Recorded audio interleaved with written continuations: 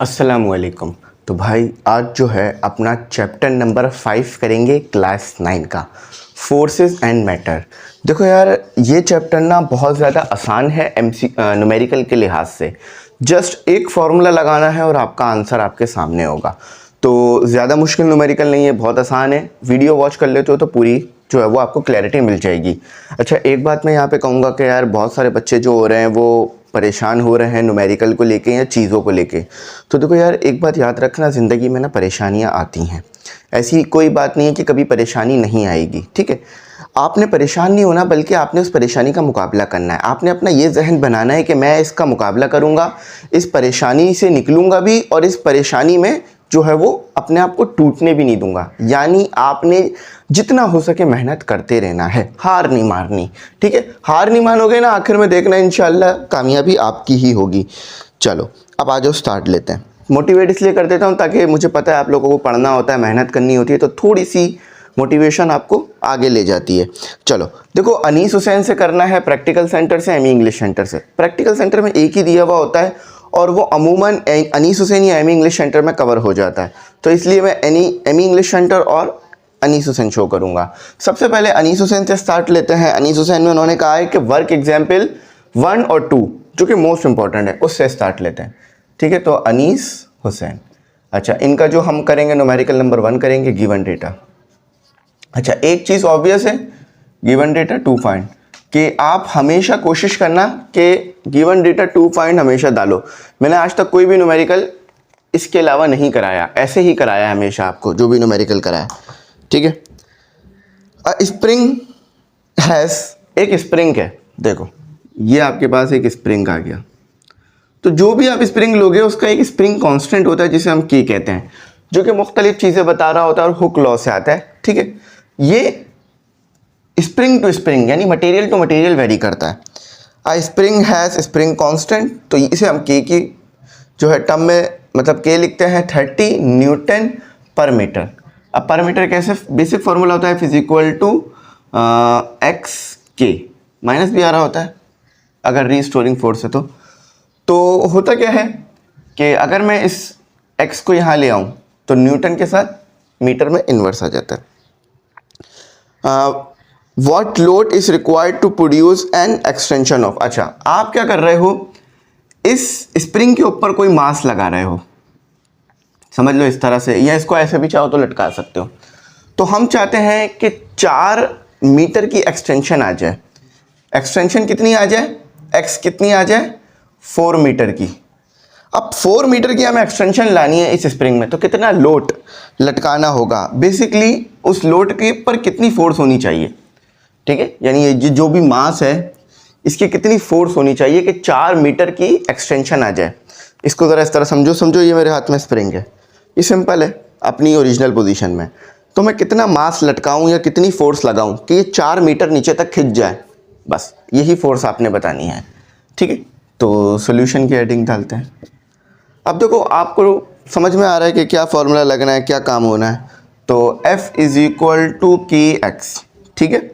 तो x निकालना है तो k इधर ले आओ और x न्यूटन, सॉरी x नहीं निकालना, हमें निकालना है फोर्स निकालनी है। तो k की वैल्यू क्या है 30 और 4, तो आपको फोर्स कितनी लगानी पड़ेगी, फोर्स लगानी पड़ेगी आपको 30 मल्टीप्लाई 120, ठीक है, 3 4 द 20, ये आपका न्यूमेरिकल हो गया।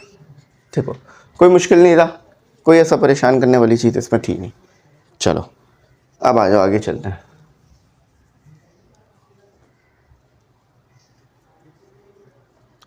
चलो अब आगे करते हैं और आगे की चीज़ों को सॉल्व करते हैं। अब इसके बाद आपके पास जो है ये वर्क एग्जाम्पल 1 थी, बुक में गिवन है ये वर्क एग्जाम्पल, और आपके जो भी न्यूमेरिकल आते हैं ना वो बुक से ही आते हैं, कोई अलग से नहीं दे रहे होते हैं, आसान होते हैं तो आसानी से हो जाते हैं। गिवन डेटा आ गया आपका, ठीक है। यहाँ पहले आपने अपना गिवन डेटा लिखना है, उसके बाद आप जो भी चीज़ फाइंड करेंगे वो चीज़ लिखनी है। गिवन डेटा आ गया, ऑब्वियस के साथ 2 फाइंड आ गया। अच्छा, कैलकुलेट द प्रेशर। अच्छा, अब यही शायद न्यूमेरिकल एम इंग्लिश सेंटर में भी है। चलो, calculate the pressure at a depth of, देखो सिंपल समझो, एक स्विमिंग पूल है आपके पास, ये आपके पास एक स्विमिंग पूल है। स्विमिंग पूल में डेप्थ है 3 मीटर की, ठीक है, 3 मीटर की डेप्थ है। तो इस डेप्थ पे क्या प्रेशर आ रहा है ये बताओ। देखो पानी जो है वो प्रेशर लगाएगा। पानी जो है, अगर आपने कभी ये ज़िंदगी में शायद एक्सपीरियंस नहीं किया होगा, आप अगर समंदर भी गए होगे तो किनारे किनारे पर ही रहे होगे, लेकिन अगर कभी ज़िंदगी में मौका मिले तो अगर आप समंदर जाओ, ठीक है, और डाइविंग करो, गोता लगाओ, पानी के अंदर जाओ, तो आप देखोगे यार आप पे एक प्रेशर लग रहा है, पानी फोर्स लगाएगा आपके ऊपर। तो उसी को प्रेशर को आपको कैलकुलेट करना है जो यहाँ पर लगेगा। आप तो किनारे किनारे पे ही रहते हो ना, हैं, क्योंकि इसके लिए बहुत इक्विपमेंट चाहिए। तो ये स्विमिंग पूल की बात कर रहे हैं, स्विमिंग पूल में भी यही काम होता है, समंदर में भी यही काम हो रहा होता है, ठीक है। अच्छा, पानी की आपको डेंसिटी दे दी गई है। डेंसिटी क्यों दी गई है और बाकी चीज़ें क्यों दी गई हैं वो मैं आपको बता देता हूँ। ये डेंसिटी को मैं रॉ से लिख देता हूँ। तो डेंसिटी आपको दे दी गई है 1000 kg पर मीटर क्यूब, पर को ऐसे लिखते हैं, ठीक है, इन्वर्स करके, और डेंसिटी 3 मीटर की आपको आ गई थी। अच्छा, ग्रेविटी की वैल्यू आपको पता है, आप लोगों के लिए हम ग्रेविटी लिखवाते हैं 10 मीटर पर सेकेंड स्क्वायर की। और हमें कैलकुलेट क्या करना है, हमें कैलकुलेट करना है, एक मिनट, माइक हमारा तंग कर रहा है मैं आज, ठीक है। तो हमें कैलकुलेट क्या करना है, हमें कैलकुलेट करना है प्रेशर P। अब देखो फॉर्मूला बहुत सिंपल है इसका, सोल्यूशन की हेडिंग डाल लो, ये हमें कैलकुलेट करना है, सोल्यूशन की हेडिंग डाल लो। फॉर्मूला इसका बहुत सिंपल है, फॉर्मूला इसका है P डेंसिटी और मतलब डेप्थ, डेंसिटी और ग्रेविटी, ये P प्रेशर के लिए, ठीक है। ये वाला रॉ है, ये डेंसिटी है बेसिकली। अच्छा, सारी चीज़ें आपके पास हैं, जस्ट आप कर दो। 3 ये दिया हुआ है, 1000 ये दिया हुआ है और 10 ये दिया हुआ है। तो प्रेशर आपके पास कितना आ गया, 3000 मल्टीप्लाई बाय 13,000 होना चाहिए, 3 मल्टीप्लाई बाय 10 मल्टीप्लाई बाय 13,000। तो देखो कितना ज़्यादा प्रेशर आ रहा है, और ये आएगा न्यूटन पर मीटर स्क्वायर में। पास्कल भी लिख सकते हो चाहो तो, यूनिट पढ़ा होगा ना आपने इसमें, इस चैप्टर में पास्कल का, ठीक है। ये ऐसे लिखा हुआ है, अगर इसको चाहो तो ऐसे भी कर सकते हो कि 3 1 2 3 4 मल्टीप्लाई 10 की पावर 4 पास्कल। दोनों तरीके से लिखोगे नंबर पूरे मिलेंगे, ऐसा नहीं है कि ये लिख दोगे तो नंबर कटेंगे, क्योंकि सेम है, वैल्यू भी पता चल रही है और सब कुछ हो रहा है। अच्छा, अब हम आ जाते हैं अपने सिंपल न्यूमेरिकल्स पे आ जाते हैं, मतलब जो बुक के अंदर भी गिवन है आपको, बुक के पीछे, तो वो वाले करते हैं। मैं 4 कराऊंगा यहाँ से, ठीक है, बाकी तो आसान है, एक आपको होमवर्क दूंगा। अब वो कौन सा है वो मैं बताता हूँ। चलो, थोड़ा होमवर्क देने से ये हो जाता है, आप लोगों को भी हो जाता है। अब एमी इंग्लिश सेंटर से करते हैं, एमी इंग्लिश सेंटर, ठीक है। तो गिवन डेटा लिखना है और टू फाइंड लिखना है, ठीक है। इन अ हाइड्रोलिक लिफ्ट, देखो हाइड्रोलिक लिफ्ट क्या होती है ये समझो, ये समझो, ये एक सरफेस है, ये सरफेस एक चीज के ऊपर रखा हुआ है, ये हाइड्रोलिक लिफ्ट होती है। देखो हाइड्रोलिक लिफ्ट वो होती है जो पानी की वजह से, लिक्विड की वजह से ऊपर जाए, पानी कह लो या लिक्विड की वजह से कह लो। देखो ये आपका लिक्विड भरा हुआ है, लिक्विड के अंदर एक पिस्टन डला हुआ है, ठीक है, समझो ये ऐसे होता है, बल्कि थोड़ा सा मैंने इसको अलग बना दिया, ऐसे होता है, ठीक है। ये पानी भरा हुआ है और ये पिस्टन लगा हुआ है।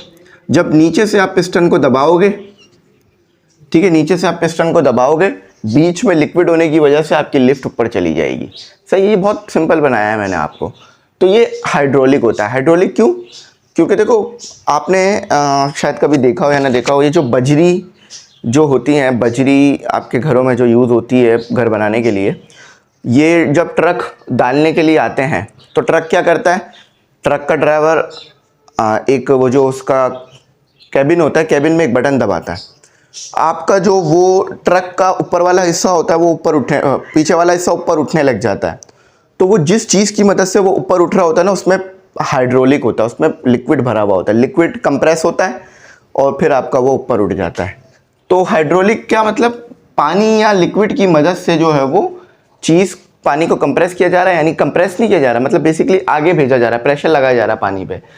कंप्रेस नहीं होता पानी, लिक्विड याद रखना, मैंने कंप्रेस का वर्ड इस्तेमाल कर दिया, आपके दिमाग में शायद कंप्रेस आ जाए। कंप्रेस से मुराद ये है प्रेशर लगाकर हमें उसे आगे पहुंचाना, प्रेशर लगा के आगे पहुंचाना, ताकि जो दूसरी चीज़ है वो ऊपर की तरफ चली जाए। फॉर एग्जांपल अगर मैं यहाँ पे प्रेशर लगाऊंगा ना, तो ये ऊपर की तरफ आ जाएगा पिस्टन और लिक्विड ऊपर की तरफ आ जाएगा। अगर कंप्रेस हो गया तो कंप्रेस हो जाने से फिर लिक्विड तो दब जाएगा, तो पिस्टन ऊपर थोड़ी ना जाएगा। समझ जाए बात, तो ये याद रखना। तो हाइड्रोलिक लिफ्ट है, what must be the surface area of the piston. Piston का सरफेस एरिया क्या होना चाहिए, समझ लो ये पिस्टन लगा हुआ है, ये पिस्टन लगा हुआ है, इसका सरफेस एरिया क्या होना चाहिए, ए आपको बताना है। ठीक है। इफ आ प्रेशर, जो इस जो पानी पे प्रेशर लग रहा है या जो लिक्विड पे प्रेशर लग रहा है वो कितना है, या जो इसके ऊपर प्रेशर लग रहा है वो कितना है, P इज इक्वल टू 300। देखो ये K का मतलब होता है किलो। अब इसको दो तरीके से लिखा जा सकता है, एक तो किलो आपको पता है किसके बराबर होता है, 3 के, ऐसे लिख दो तो ज़्यादा बेहतर है। डायरेक्ट 300 नहीं डाल देना, किलो भी लगाना। Is use to provide an upthrust force. अब फोर्स कितनी लग रही है, फोर्स लग रही है 300 नहीं 2000 न्यूटन की। सोल्यूशन करते हैं।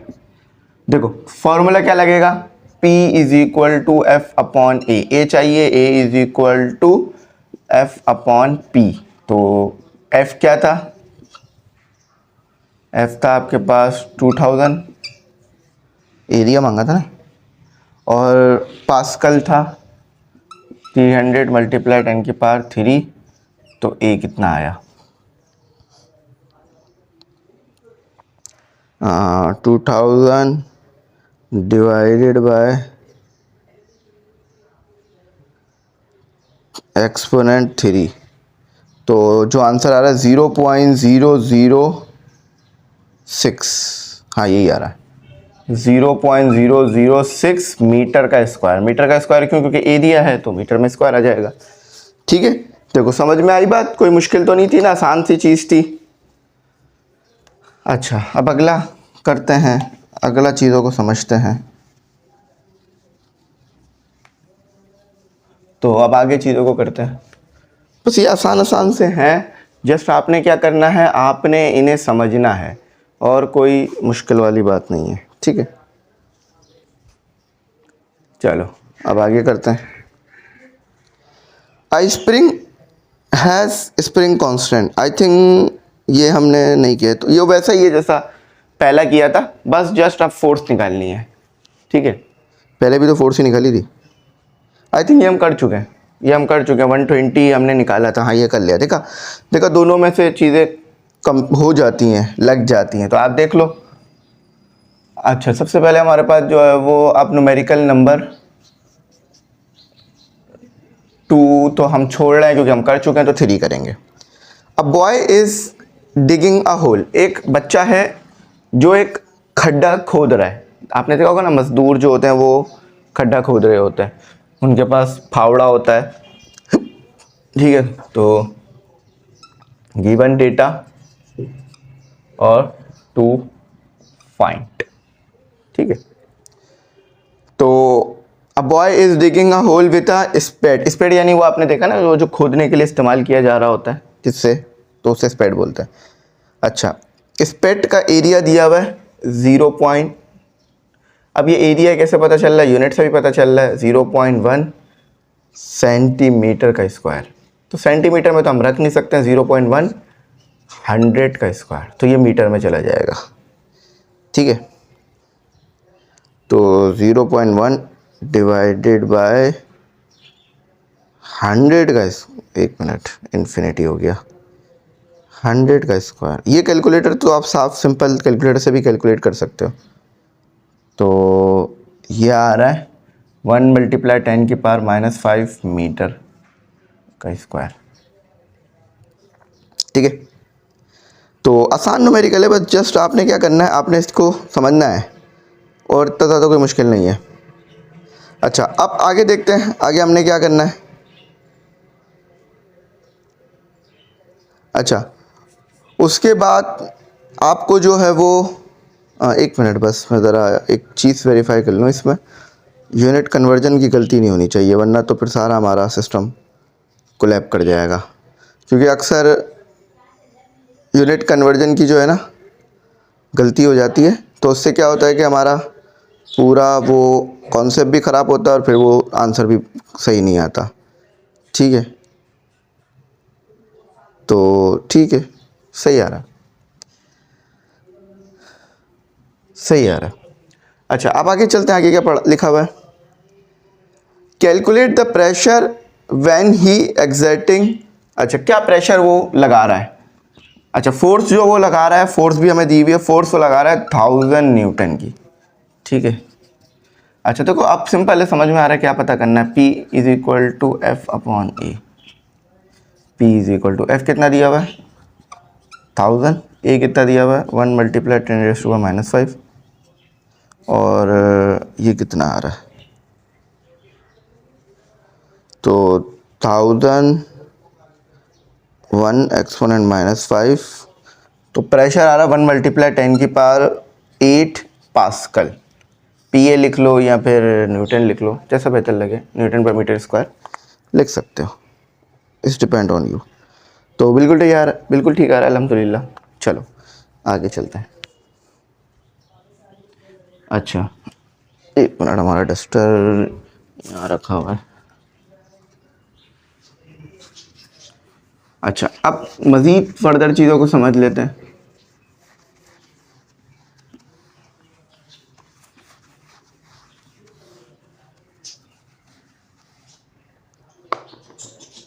ठीक है, तो अब मज़ीद एक और को कर लेते हैं। ये हमारा होगा लास्ट, क्योंकि एक आप करोगे एज अ होमवर्क, एक जस्ट एक दे रहा हूँ, ज़्यादा मुश्किल नहीं है, वो ऐसा ही है जैसा हमने किया था, बल्कि ये 4 है, 3 तो कर लिया ना। तो देखो वही काम है, गिवन डेटा लिखो और 2 फाइंड लिखो। If the density of a sea water is, sea water है मतलब समंदर का पानी है, उसमें डेंसिटी आपको दी हुई है पानी की। ठीक है, समंदर की पानी की डेंसिटी ज़्यादा इसलिए होती है क्योंकि वो खारा होता है, उसमें मिनरल्स ज़्यादा होता है। ठीक है, तो ये डेंसिटी देखो क्या दी हुई है, डेंसिटी दी हुई है 1150 kg मीटर। तो देखो कन्वर्जन की कोई ज़रूरत नहीं है, ऐसा यूनिट दिया हुआ है kg पर metre square, metre cube. Calculate the pressure, pressure calculate करना है on a body of, body का जो बॉडी आपकी गई हुई है 50 मीटर नीचे, मतलब जो भी डाइवर है वो 50 मीटर नीचे गया हुआ है, और ये डिस्टेंस काफ़ी डिस्टेंस होता है। ठीक है, 50 मीटर नीचे गया हुआ है वो, तो सी सरफेस, तो डेंसिटी क्या आएगी, देखो जी की वैल्यू आपको पता होगी, 10 मल्टी, जी की वैल्यू है आपकी 10 मल्टी, ओहो ये क्या हो रहा है, जी की वैल्यू 10 मीटर पर सेकेंड स्क्वायर। तो अब फॉर्मूला आपने अभी थोड़ी देर पहले पढ़ा था मेरे से कि P is equal to rho D G. ठीक है, तो रॉ क्या है 1150, डी क्या है 50 और जी क्या है 10, तो ये आपका आंसर है, ये आपका ऑब्वियस आंसर होगा। तो 1150 multiply 50 multiply 10, the answer is 5.75 multiply 10⁵। Pressure पता किया है ना, प्रेशर पता किया ना, तो पास्कल, प्रेशर ही पता किया ना, कुछ और तो पता नहीं किया। हाँ बिल्कुल ठीक है। अच्छा, इन्होंने इसको खोल के लिखा हुआ है, मैं इसको खोल दूंगा तो सिंपल आपके पास बन जाएगा। मैं ज़रा इसको खोल देता हूँ। अच्छा, अगर मैं इसको खोल के लिखूंगा तो ये ऐसे बनेगा, 50 है ना, तो इसका मतलब है 57500 पास्कल। दोनों तरीके से लिख सकते हो, आप लोगों को ना इस तरीके से ही लिखना होगा, क्या कहते हैं, जैसे मैंने आखिर में लिखा है, ये वाले तरीके से, क्योंकि आपके पास साइंटिफिक कैलकुलेटर नहीं है ना, इसलिए। वैसे इस तरह के आंसर्स भी आ जाते हैं, मसला नहीं है। ऊपर लाओगे तो वो 8 हो जाएगा, ये 3 ऐड हो जाएंगे। देखो इस ये वाला समझ नहीं आ रहा होगा बगैर साइंटिफिक के कैसे करना है। देखो ऊपर लेकर आओगे तो क्या हो जाएगा, ये पॉजिटिव हो जाएगा 10 की पावर। देखो ये 5 है, 3 0 मज़ीद ऐड कर दो तो क्या हो जाएगा 8, बगैर कैलकुलेटर के भी हो जाएगा। ठीक है, तो यहाँ ही तक रखते हैं। आई होप समझ में आया होगा। ज़्यादा तो ये कोई इतना मुश्किल नहीं था, लेकिन फिर भी मुझे पता है कि आप लोग प्रैक्टिस में हो तो थोड़ा सा शायद चीज़ें मुश्किल लग रही हो, लेकिन इसको अगर कर लोगे तो समझ में आ जाएगा। अब आखिरी न्यूमेरिकल आपको दे रहा हूँ, ये आपने करना है, चल रहा होगा, इसको देख लो, सॉल्व ज़रूर कर लेना। आंसर भी इसका बराबर में लिखा हुआ है, ठीक है, यानी जस्ट आंसर है, सोल्यूशन नहीं है। तो थैंक्स फॉर वॉचिंग। अल्लाह हाफिज़। कीमती दुआओं में ज़रूर याद रखना।